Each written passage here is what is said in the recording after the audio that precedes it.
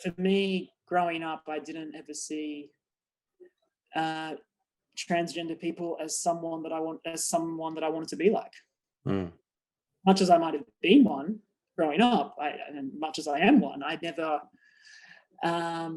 remotely wanted to consider that as an option for me. Yeah, wow. Going and having a sex change was the scariest concept in my mind. And then by the time I started transitioning and made the decision to go through everything, it was like, well, of course, that's who I am. It's obvious now. If no one ever gave me this flavor, I can't believe I was so afraid to try this flavor of ice cream.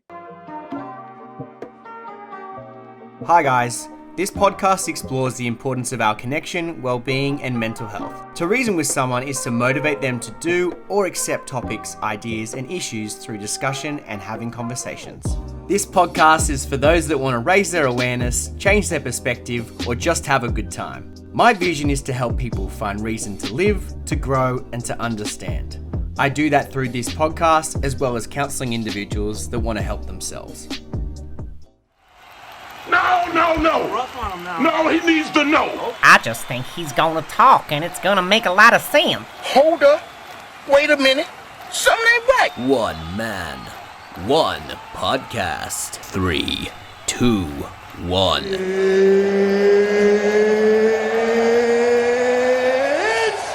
time! Season 5. Super pumped. This season, I'm only going to be interviewing women and heroing their stories, starting with the transformational, the transparent, and the authentic communicator, Chaye, who is a modern agent for change. As a woman of transgender experience, Chaye is boldly reinventing her existence by relinquishing the offer to be shaped by expectation, instead choosing to create from a place of deep knowing. Chaye allows for the unique and honest unveiling of her journey through her podcast, Chaye Unfolding, and the continued advancement of her model career that began in October 2019. Prepared to break some rules and ambitiously challenge attitudes and traditional bias, Chaye is activating the true meaning of inclusion. Consider this your front row seat to the emergence of her most authentic self. Here is Chaye Hartwell. All right, Chaye, welcome to the podcast. Thank you, Jackson. I'm super stoked to have you on this little podcast of mine, and I'm just going to get straight into it. Who the hell are you, and what are you about? Well, firstly, my name's Chaye. I'm Chaye Hartwell, and I'm a transgender fashion model based out of Sydney at the moment. And I guess more importantly, how do we know each other is probably of interest to people. And we actually went to school together, an all-boys school. And yeah, you've been following my journey for a little while, which has been going on for about 3 years.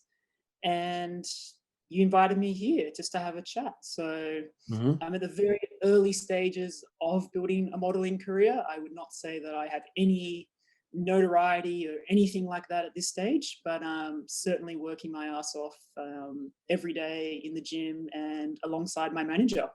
So we're at the very early stages. So hopefully this will be something one day. This interview will be like a nice little milestone. Yeah. Before the big snowball starts to roll. So yeah, I'm really grateful to be here. A little bit nervous, a little bit sweaty. Just came back from boxing, so that's why my hair is absolutely soaked. Let's get into it. Cool. Well, I mean, it's awesome. I think that's so cool. Yeah, we did go to school together, all boys school. So I guess we haven't seen each other for 10 years. 10 years. And we were saying, I guess offline, we're like, oh, what does 10 years, that 10-year reunion, what does that look like and how people would change? And it's a cool example of how people change. So yeah, I guess I want to pull a little bit apart, and you can say as little as much as you want, but this podcast is all about connection and links with our mental health and our well-being. So I guess with that sort of spin on it, what's the journey sort of been like? The journey has been an absolute roller coaster. I'm now starting to enjoy it. Finally, I think I've always looking for something that would make me feel like myself, even when I was at school. I wasn't exactly the most down-to-earth person when we probably crossed paths. Like, we knew of each other. We certainly spent some time together, but I know we weren't exactly in the same immediate friend circles, because I was pretty uptight. And to go from thinking that, you know, money and success and fame is the be all and end all of life, and trying to be something that I wasn't, and trying to live up to everyone else's expectations, and not just those around me, but rather the expectations that I had learned unconsciously that society had placed on me, I guess, growing up as a male and going to the kind of school that we went to. So for me, it was really unpacking this idea of, well, why aren't I satisfied yet? Why aren't I happy? Why don't I feel a sense of purpose and momentum in the morning? And I wasn't someone that just kind of gave up. I've been someone my entire life who's just knocked on doors consistently and thinking like, oh, maybe this is the thing. It started out as corporate finance, and then that merged into venture capital kind of interests, entrepreneur kind of interests. And then parallel to that kind of world led me to self-development and trying to know myself. And I became fascinated with this concept of know thyself. And it's like, well, who the fuck am I? Like, you asked that question at the start, like, who am I? And I can say that comfortably now, but that's not who I am. That's just a part of who I am. You know, at the moment, I'm this fashion model, and I happen to have a transgender background, but that's not all that I am, and it's certainly not something that was easily discovered either. So for me, it's been this constant journey of knocking on the different doors and trying different porridges, kind of thing, to use Goldilocks analogy. And there was this big looming dark secret in the back of my mind that I kind of knew the answer was maybe an answer, but I was so afraid of it, like petrified of it. And it started to surface at the age of 13, completely in secret. Like, going to school, none of you guys remotely knew that I had those kind of thoughts. But every night I'd go home and go back to the boarding house, and I would have these kind of, you know, fantasies and visions and of who I really was and what I wanted to be and what I wanted to experience more so. And fast forward, you know, a few years out of high school, finish uni, go and get a degree, go into the workforce, decided I didn't like the corporate world, left that, went into this whole self-development circle, got caught up in the more Tony Robbins way of lifestyle, ended up in a network marketing company, all these different things, you know, that when you're trying to find yourself, you run into a lot of different areas. And I've certainly had a lot of different identities since leaving high school. Eventually I found one that I thought I was happy with, and I was engaged, and I was building this startup app, and I felt like, yes, this is everything. I'm helping people become self-aware. It's got this sort of psychology kind of aspect to it. It's really great. But yet I'm not really being authentic myself. And why is it New Year's Eve and I'm depressed, and I've got this beautiful fiance next to me and I can't enjoy it, like appreciate being with her anymore? And I was like, I have to do something about this. I have to at least start the conversation with a doctor, and I have to start the conversation with a psychologist, and I need to tell my partner that, you know, I need to explore this, and the answer could be terrifying. For me, growing up, I didn't ever see transgender people as someone that I wanted to be like. Much as I might have been one growing up, and much as I am one, I never remotely wanted to consider that as an option for me. Going and having a sex change was the scariest concept in my mind. And then by the time I started transitioning and made the decision to go through everything, it was like, well, of course, that's who I am. It's obvious now. No one ever gave me this flavor. I can't believe I was so afraid to try this flavor of ice cream. Like, it's the best flavor and it feels so right, and I can eat it every day, and I do eat it every day. And And then the modeling thing kind of was the same thing. It was like, well, why don't you try this flavor? Holy shit, this is awesome. I love this. I love being in front of the camera. I love moving. I love training. I love all the health aspects of it. I love the need for self-love and everything.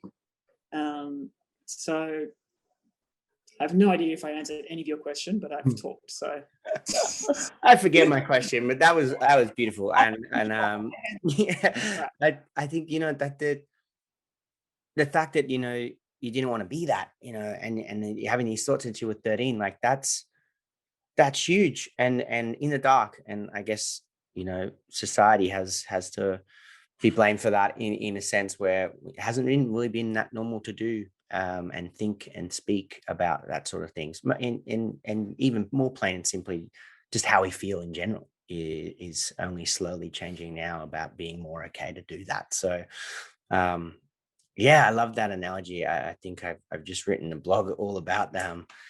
You know, having ice cream sort of spill all down the side of your arm. And I think that, you know, it sounds like you found that flavor. And I think that's awesome. I think that's such a cool way of describing. It's like, why the fuck wasn't I trying this ice cream before? You know? I didn't know this is an option. Yeah.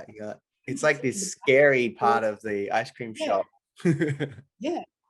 And then I was always wanted to try it. It was like walking past and like, oh, I wonder what's behind that curtain. Yeah. And then eventually I was like, well, I've tried every single ice cream flavor here. Apparently I've got the best one. Apparently it's meant to be the bee's knees or whatever. It's I'm on this pathway of getting engaged, getting married, having children, building a startup. Mm-hmm. This is what everyone's telling me the enlightened male should be in 2018 or whatever it was back then. Why does it taste really sour? Why is it really bitter? Yeah. That's how it started. And yeah, that's crazy. I think the journey alone must have been really hectic, and I guess it would have been hard to know where to turn. So where did you pull your strength to do this stuff? Like how did you get through? And I mean, that's a loaded question. Where, you know, well, that's a lot of years but I guess, how do you do it? How do you pull through? How do you feel good now eating that flavor of ice cream every day? Like that would have been a long time. I felt just like there was this internal motivation of always feeling like that there was more. Like my life had there was something more to my life. And I just kept trying all those different flavors to keep using that analogy. And then when I finally got to taste it, it just made sense and it just clicked. And it then turned out that it was a really great time to be eating that flavor because everyone wants it now. And it's, you know, quite a popular thing to talk about. And it's no longer in the back room, kind of behind a curtain. It's now out in the open. Yeah. So I guess to use like my business school kind of education, it's market timing in a very strange way. I've hit the world at a very critical point, and I've been able to come out when it's considered not as taboo. Yeah. But I'm also kind of grateful that I had tried all those different things because I wasn't making the decision based on what other people's expectations were of me anymore. It's like, well, I've done everything that everyone else has told me to do. I've tried all of that. I've done what I thought was right as well. I've done the Tony Robbins manifestation kind of stuff, and this is what I think my life should be. But all of that was still just coming from social conditioning. Yeah. So what got me through it was going, this is what my body wants. I can no longer deny this. My mind is telling me this is the dumbest thing you're ever going to do. You're going to wind up alone. No one's going to love you. You're going to be poor. And my body was like, yeah, we don't give a shit. Like, we're doing this. Got to the physical point where I emotionally and physically broke down and had like a panic attack one day.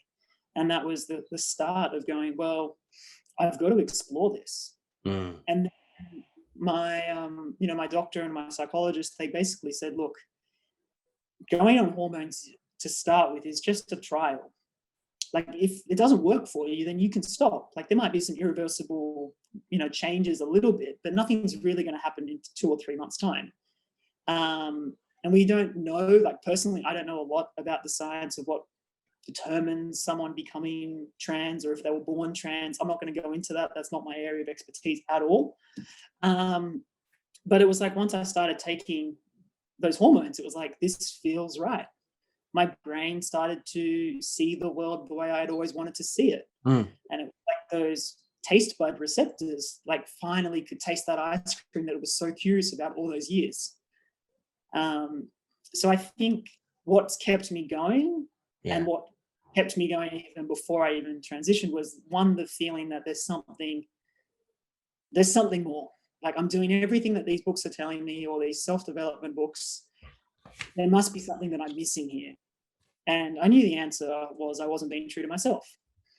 So be true to yourself. And then what starts to happen? All of a sudden you get to, I wouldn't say necessarily enjoy life, because there are certainly moments where it's up and down and there are breakdowns and there's emotions and there's crying and there's all sorts of things, especially when you're on female hormones. But you're at least, you're in the right place. There's no more, I don't have doubt about if I made the right decision. And cool. I'm not afraid of telling people where I've come from, and I'm proud of it, because it's my story. I got to try all those different things. I got to knock on all those doors. I got knocked back. I was confused. I could have given up. Yeah. And I don't really know what kept me going, to be honest, other than just an internal feeling of, I think, just keep going. Why not? I don't know if that you can bottle that up, but it just was like an internal drive that something is coming. I just have to find it, or let it find me. Yeah. My body's got like weird tingles all over it. So on the notion of the body, I mean, that a lot of the work that I do is all about our body keeps a score of what's going on for us. And it sounds like that part of you is just like, listen to what your body is telling you, please, please, please. And it took, you look at this and you get turned on. That's not your mind. That is a physical reaction. Explore that. And then I started exploring it, and I got rid of the sexual component from it, and released the shame of it, because a lot of arousal can be caused by shame or anything like that. And at first I thought that's what it might be. Oh, this is just a weird sexual fetish. All right, I need to explore this with my partner, and she allowed me to. And then because there was no shame attached to it, it lost all of its arousal factor. It felt comfortable. And then once I started the hormones, that just felt natural. And then the first time I wore, female underwear, it felt like without shame, it felt natural. And then it just kind of, I stopped limiting myself in how I was communicating with people, in how I would interact with everyone. I stopped trying to limit my mannerisms. When I was at school, I actually was, some of the kids pointed out, I was uptight, and I was actually being fake. I was forcing my body to not actually do those things, to not sit with my legs crossed, to not talk with my hands, to not be expressive, to not cry. All these really basic, fundamental aspects of my personality, I was trying to suppress. Yeah. And then when I started transitioning, I no longer had to suppress those things. And now I try to live with that kind of philosophy, which is there are no wrong feelings. There are just wrong actions. Yeah. But if you have the same feeling consistently and it's persistent over a long period of time, maybe just see where that's going. Maybe accept it, explore it, and see what happens. And that's kind of how I am here. Yeah. Well, I mean, bread.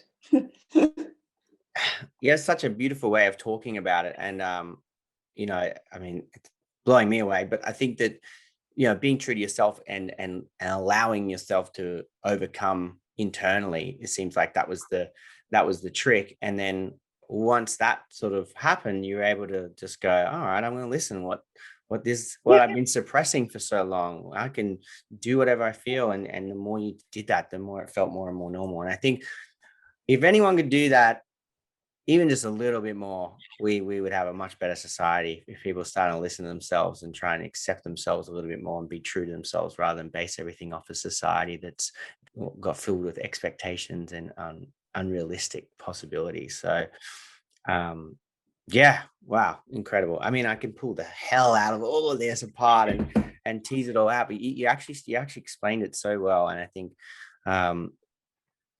what a journey is going to keep on being. For me, the thing that I guess I'm really curious about is what, because yeah, it's not as taboo anymore, and I get where you're coming from in that, but there's still a lot of things I guess that you face, and a lot of things that might come. So I guess what have some of the challenges been prior to transitioning, and then now that you transition in relation to your mental health and the way you connect with others? I think changing in relation to like before transitioning, Yep. I had a very negative outlook on who and what and why a trans person was what they were and why they were the way they were and how they interacted with the world. And that was just purely because of a lack of education. Sure. And not necessarily, I'm not going to say society's fault for not doing that, but I also wasn't curious. I wasn't interested. I didn't want to know. I think there was part of me that didn't go exploring the actual nuances of transitioning, even at those early stages, because I was afraid that what I would find would actually make it possible to do so. So I stayed in a very dark space on the web, basically, where I got to see the worst of the public portrayal or the private portrayal of that particular of my community, I guess. Yeah. Because it allowed me to keep it as this dark, weird, fetishized secret, basically. Right. Then when I finally accepted it and I started actually transitioning, it was very simple. It was go to a doctor, talk to a psychologist. They've done it before. They've been doing it for decades. And I kept my eyes on the actual process rather than all the social or the media perspective of it. Instead of worrying about, I'm probably one of the worst people to talk about what it's like to be part of the trans community, because I'm not really part of the trans community. I just happen to be trans. But I have friends and we have a very similar perspective, but I'm not necessarily going around and marching, and I'm not talking, and I'm not advocating publicly yet. I just tell my story. That's kind of how it operates. I've lived the experience.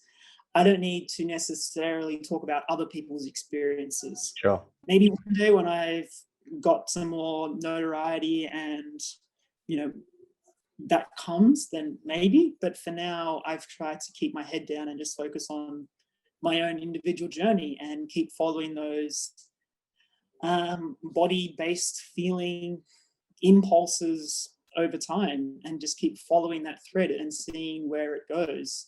I've forgotten the question.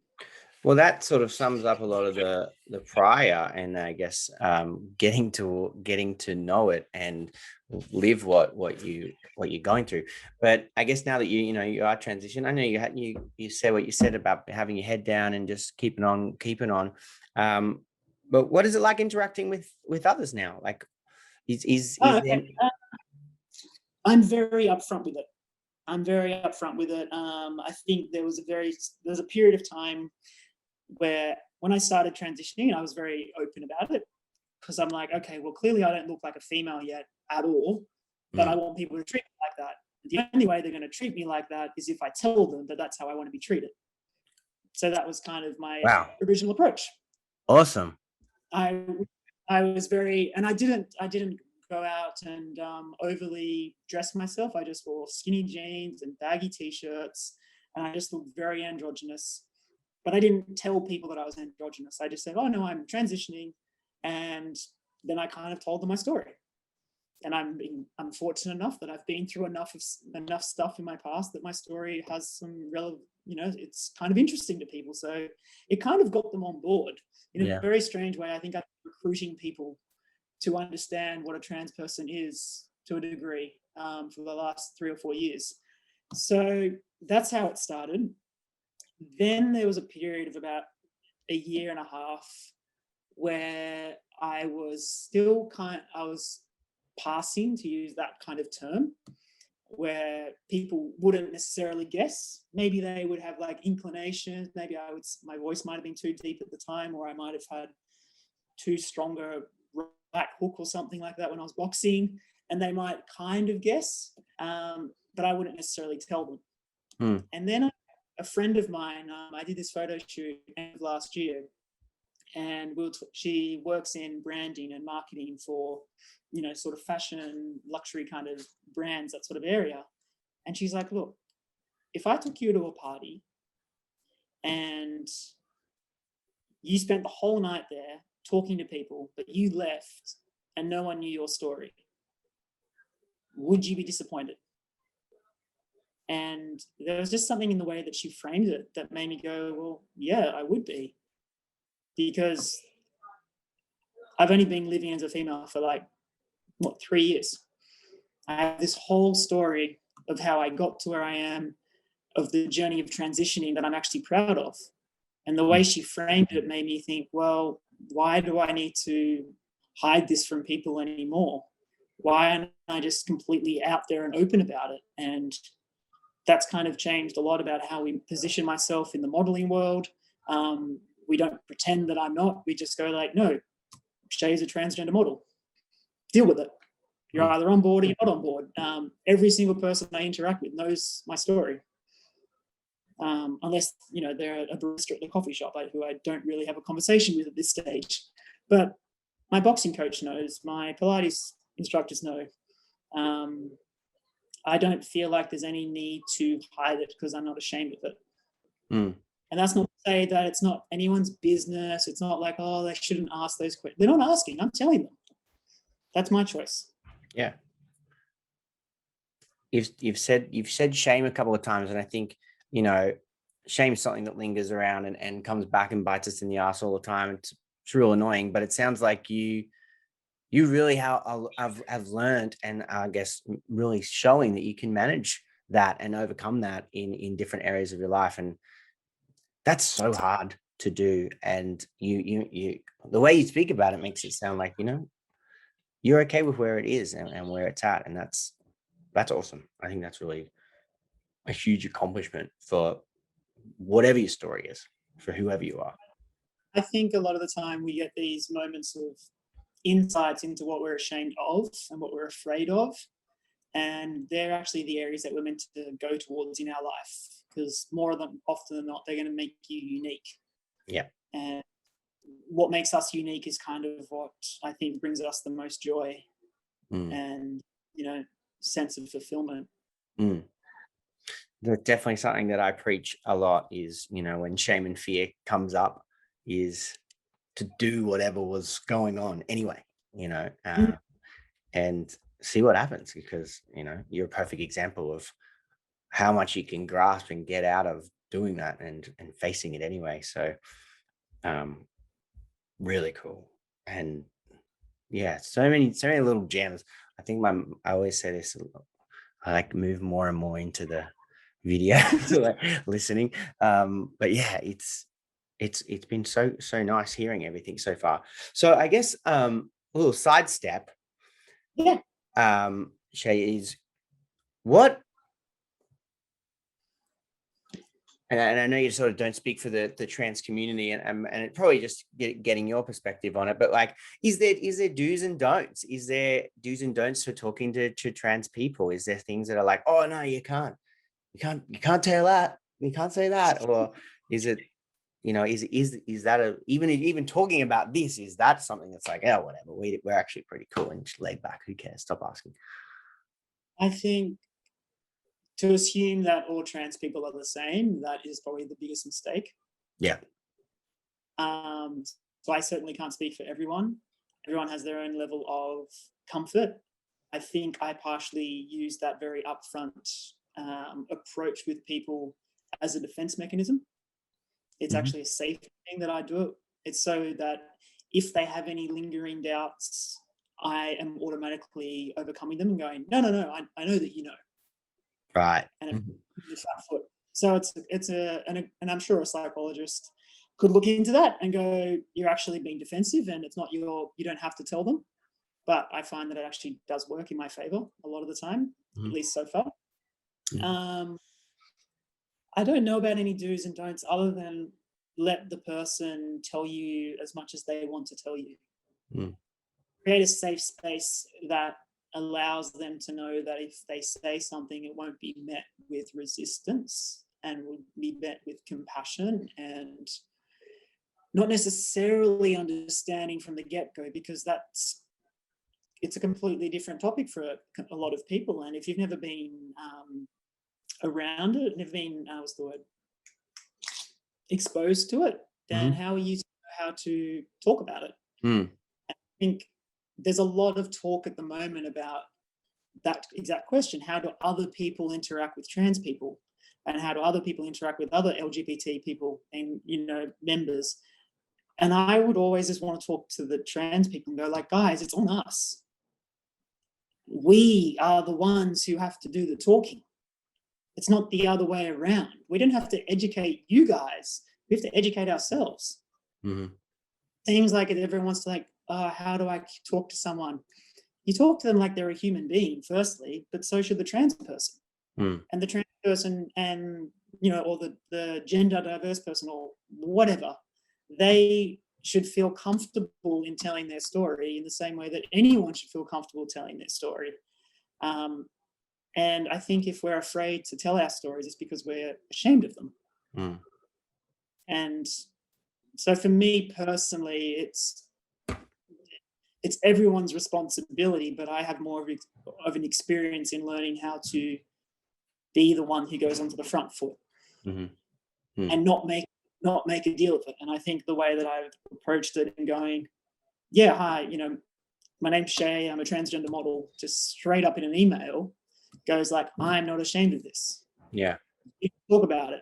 There are no taboos. Nothing's off you want to know something, ask away. I'm not going to get into the whole, what pronouns to use or anything like that. Like, again, someone's choice is someone's choice. So if you can create a space, or if you have a relationship with someone and you've taught them through your behavior over a period of time that it's safe to open up, then that will make that person feel comfortable. Yeah. But it shouldn't matter if they're talking about their gender identity or their sexual orientation or what they want to do for a career.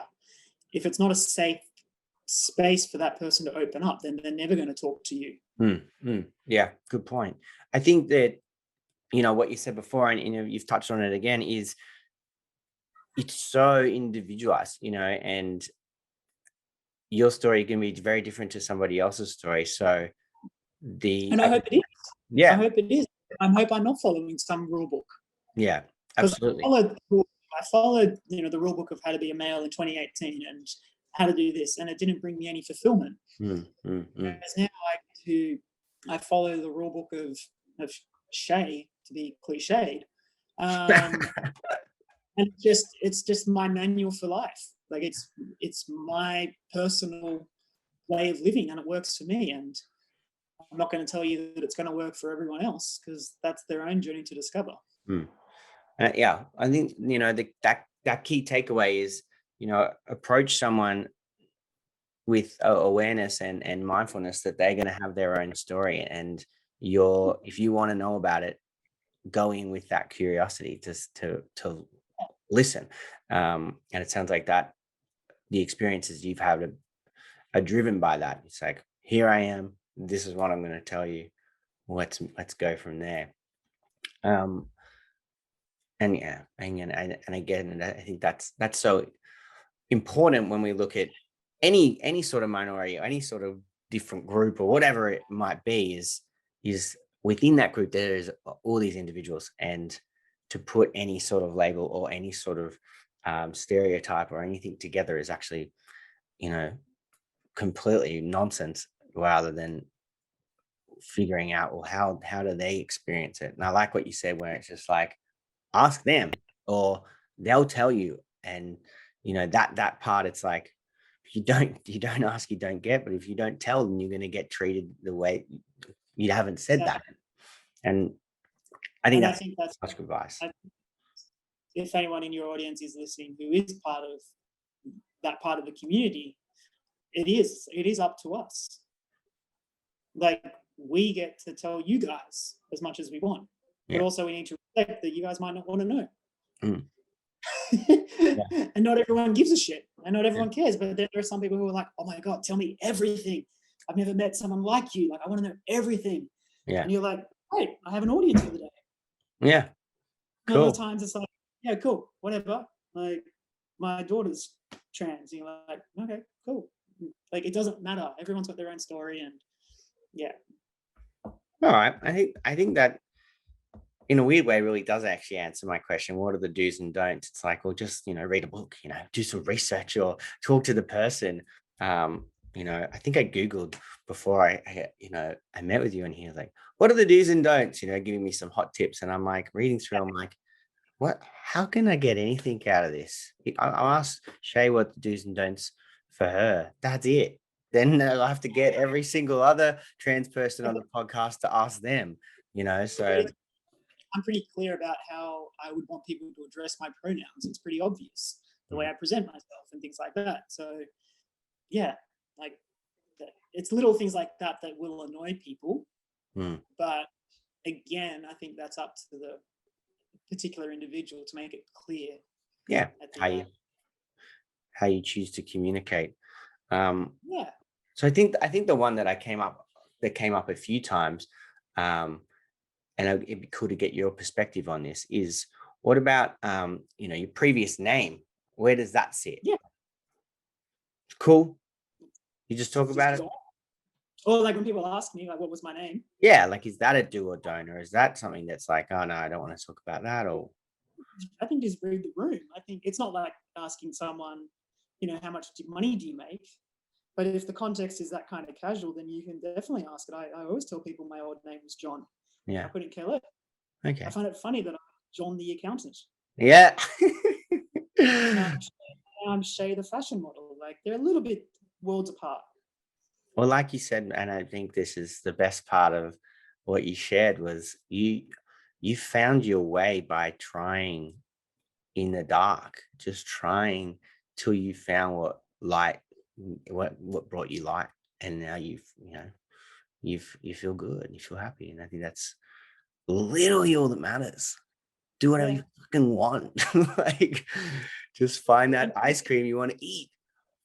But be prepared for the consequences. I think I'm clearly not someone that just advocates, just do what you want and like everyone should love you. Like, no, do what you want, and 99% of people might hate you or might not respect you. But if you're doing what you want, then that's really all that matters. And you should be comfortable in those decisions and those choices, and people around you should support that choice. It doesn't mean they have to agree with it. Absolutely. I think when we talk about, do what you want, means you got to be willing to do the work. You got to be willing to listen to your body and be able to challenge your shame or your negative thought that might disagree with you. So do what you want if you're ready to, start kicking those goals and face whatever challenge that brings. But your journey, you've been able to do that until you found what fits for you, which is all that matters. So you are human at the end of the day. And like you said, life's going to throw challenges at you. You might feel amazing now, but obviously, we're still human. We still have days that are hard. We still have things that are going to happen to us. So what are those non-negotiables for you and self-care that you need to have in your life to keep yourself well? Physical movement definitely has become such an integral part for me. Especially in this kind of industry where you can get really easily caught up in just trying to starve yourself to look a certain way. And that hasn't worked for me. My body does not allow me to not eat. So I've had to go, right, well, if we're going to eat and we're going to enjoy our food, we're going to work out quite intensely. And I've come to really love it. I yeah, it's, I guess, my kind of level of addiction is certainly working out, but working out with certain types of people, so different PTs for me, and having that social connection as well. Yeah. With them, and getting to know their stories and respecting what they've learned in their journeys and their craft. Meditation. I've been meditating pretty much, I would say, I don't want to say on and off because that doesn't sound consistent enough, but there've definitely been days where I haven't done it, but very regularly since 2013. So about, 7-8 years. Mm-hmm. Coming up to my 365th day on Headspace in a row, which is a nice little milestone. Which I Very cool. before. So I've had that just sitting there like for those last 5 years, but to get to 365 days in a row is pretty cool. Very. So yeah, that is definitely one. Eating correctly. So for me, I'm plant-based, and that's very, that just works for my body and for me. And trusting my processes, I guess. So I've done a lot of, I'm an experimenter. I'd like to make, trial and error. That's how I found out who I was, and that's how I continue to hone and fine tune who I am. Yeah. So yeah, working out, eating, and meditating, they're my main ones. And then having my manager, my mother agent, Jenny. She has just been this absolute compassionate individual and warming person who's come into my life and believed in me when I haven't believed in myself sometimes. And yeah, she really has become like a mother to me. Great. So I think finding your tribe, to use that kind of cliche, is really important. But you only ever find your tribe if you're upfront with who you are at the outset. Because I had tribes in the past. I had groups of people who connected with me, but if I was being fake, then weren't those relationships kind of fake? Because they're attracted to a fake version. What a nice way to end, man. I think that's just like, that's such a nice sentiment, and I love that sort of thing. Is if you want your people, you want to connect, is you got to be able to connect with yourself, and you got to be able to be genuine and authentic. And yeah, I think that's so powerful and clearly true for you. And I feel very connected to you, and because you speak authentically, and that's all you can ask for yourself, I guess. So one last question. Now, some people aren't readers, so I sort of add to this now, but what would a go-to book for you be? Book, podcast? There's a few. Whatever. Yeah. Power of Now by Eckhart Tolle was kind of what got me going. Cool. Just that good one. Fear of being present in the moment. That was the one that woke me up. That was back at uni. Yeah. I remember just walking around one day on campus and being like, holy shit, look at that tree. I got to see it for the first time, and I was like, actually, yeah. So that was definitely the first one. But then that kind of took a bit more of a spiritual detour in my life, where I wouldn't necessarily recommend going beyond there. Alan Watts is one of my favorite Eastern philosophy kind of lecturers. So You're It is an audio book by him that I've listened to probably 5 or 6 times, if not more, probably thousands. Yeah. So You're It goes into depth about these different lectures, but basically looking at Eastern philosophy, Hinduism, Buddhism, Taoism, and trying to apply those philosophical principles to the Western world. So they were my main 2. Great. Anything by Alain de Botton as well. School of Life guy. Well, I mean, maybe one day you write your own book, and I think that would be a pretty awesome thing to read with the knowledge and the wisdom that you have. I have never been speechless on this podcast, and that's the last thing that you want to happen, because it's a talking show. But you've literally made me speechless like a few times today, Chaye, and yeah, I guess that speaks to how much of an honor it is to have you on here. How can people get in contact with you? How can people follow your story or even book you for the awesome modeling that you started? Easiest way is just Instagram. Chaye Hartwell model is Cool. my one word, or website is chayehartwell.com. Alrighty.